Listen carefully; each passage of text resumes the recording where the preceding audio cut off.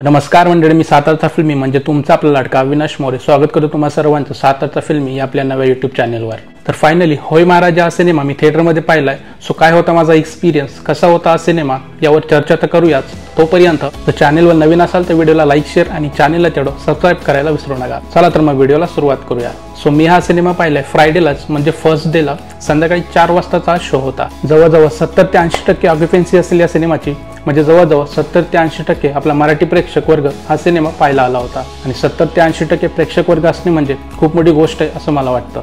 सिनेमाबद्दल बोलायचं झालं तर मी खूप मोठ्या अपेक्षेने हा सिनेमा बघायला गेलो होतो, कारण या सिनेमातले सगळेच कलाकार माझे आवडते कलाकार आहेत। संदीप पाठक, समीर चौगुले, वैभव मांगले आणि अभिजित चव्हाण एवढे सगळे दिग्गज कलाकार मंडळी असून सुद्धा हॉनेस्टली हा सिनेमा माझ्या हव्या तेवढ्या अपेक्षा पूर्ण करू शकला नाही। पण याचा अर्थ असा देखील नाही की हा सिनेमा खूपच वाईट किंवा वर्थलेस आहे। हा सिनेमा तुम्हाला एंटरटेन करतो, बऱ्यापैकी एंटरटेन करतो, पण काही ठिकाणी काही सीन्स खूपच ओव्हर वाटू लागतात। म्हणजेच या सिनेमाची गोष्ट अगदी जबरदस्ती खेचल्यासारखी वाटते। स्टोरी बद्दल बोलायचं झालं तर स्टोरी खूपच सिंपल आहे, अगदी प्रेडिक्टेबल आहे। म्हणजेच पुढे सिनेमात काय होणार आहे, काय होईल याचा अगदी ॲक्युरेट अंदाज लावून तुम्ही मोकळे होऊन जाता। फर्स्ट हाफ मध्ये एक छोटासा ट्विस्ट आहे इंटरवलच्या आधी, जो मला खूपच आवडला होता, पण सेकंड हाफ मध्ये तो ट्विस्ट देखील आपल्याला पूर्णपणे डिसअपॉइंट करून टाकतो। त्यामुळे हा सिनेमा पाहताना एक वेगळी हाईप, एक्साइटमेंट असं काहीच राहत नाही आणि इथेच हा सिनेमा तुम्हाला पूर्णपणे डिसअपॉइंट करून टाकतो। बाकी गाणी मला अजिबात आवडली नाहीत। वाटलं होतं चिनार आणि महेश यांचं कंपोजर असणार आहे, म्हणजेच गाणी खूप भारी आणि जबरदस्त असते, पण असं काही नाहीये। इथे मी खूपच डिसअपॉइंट झालोय।